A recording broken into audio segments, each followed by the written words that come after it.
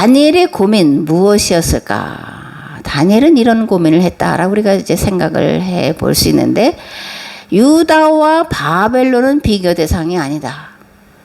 유다가 바벨론을 당해낼 재간이 없다.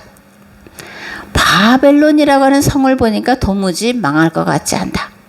더 큰 문제는 바벨론이 망하더라도 또 다른 제국이 들어설 것이다. 이게 다니엘의 고민이었어요.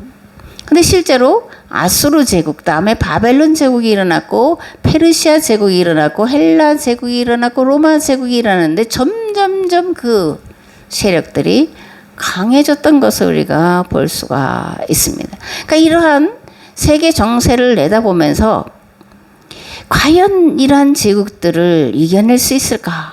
어떻게 하면 이 문제를 해결할 수 있을까를 고민했다라는 그런 얘기입니다.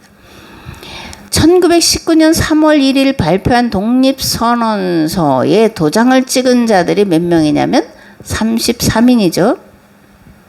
이 33인 중에 그런데 변절한 이들이 많이 있어요. 감리교회 목회자도 변절한 자가 있고, 또 독립선언서 초안을 작성한 최남선이 변절했고, 동학교주 최린도 변절했습니다. 이광수, 모윤숙 등 유명한 문학가들이 변절하고 앞장서서 이 대동아 공영을 말하는 일본에 순종하라 이렇게 이제 내몰았던 자들이 이들인데, 그럼 이들이 왜 변절했냐? 본래부터 변절한 거냐? 아니라는 얘기잖아요. 왜 변절했냐? 일본을 보니까 도무지 망할 것 같지가 않은 거야. 일본이 영원할 것 같은 거야. 그러니까 절망감에, 그죠? 그렇다고 다 죽을 수는 없으니까 변절하고 사는 길을 택한 것을 볼 수가 있는데, 그런데 유대인들은 그렇게 하지 않았다라는 거예요. 이들은 우리보다 더 극심한 절망감 속에 빠져 있었지만, 이들은 그것을 타개하기 위해서 새로운 사상을 등장시키는데, 그게 뭐라는 겁니까? 메시아 대망 사상이라는 거예요. 메시아가 오시면 불가능한 이스라엘의 회복을 가능하게 하시리라, 이렇게 생각한 것이 메시아 대망 사상이고, 이들이 고대하는 메시아는 정치적인 메시아, 즉 다윗 왕국을 재현시키는 메시아였습니다. 그 창세기 1장 1절을 히브리어 그 음가로 하면 뭐 17이라는데, 그게 또 다윗의 별이라네요. 어쨌든 근데 그거는 왜냐면 바벨론 포로지에서 어떻게 하면 나라를 회복시킬 수 있을까를 그들이 생각하면서 그들이 고백해낸 신앙 고백이 창세기 1장 1절에요. 대체 하나님이 천지를 창조하셨다.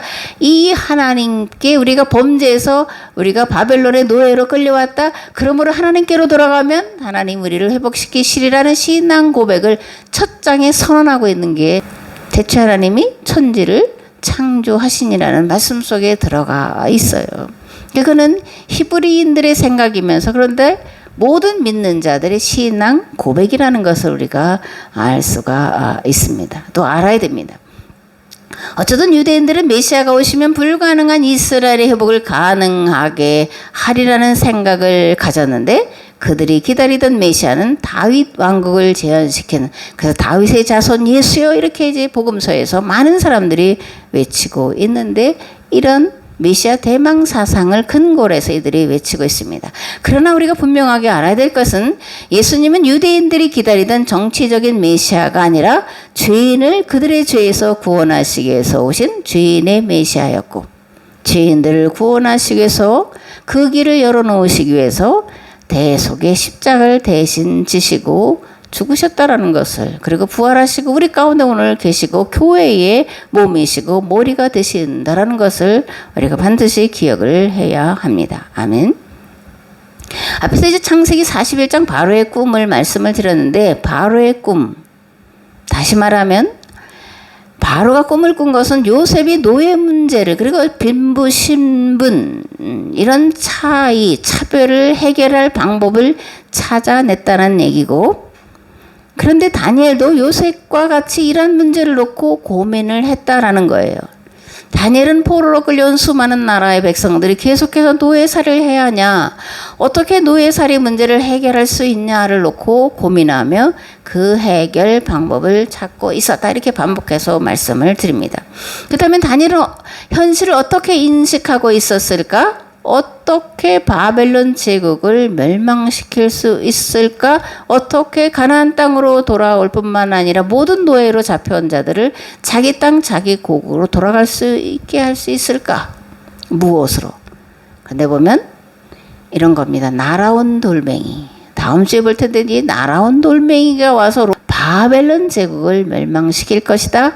또 요 BC 2세기에는 이 날아온 돌멩이가 로마 제국을 멸망시킬 것이다. 이렇게 이제 헬라 제국과 로마 제국을 멸망시킬 것이다. 이렇게 이제 인식을 하고 있었다라는 겁니다.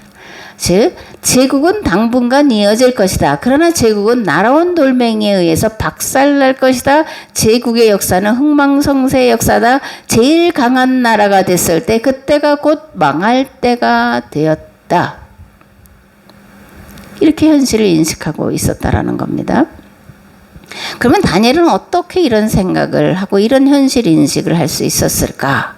물극필반의 원리와 이치를 깨달았고 하나님께서 세상을 운행하시는 원리가 인과율이라는 것을 깨달았기 때문이에요.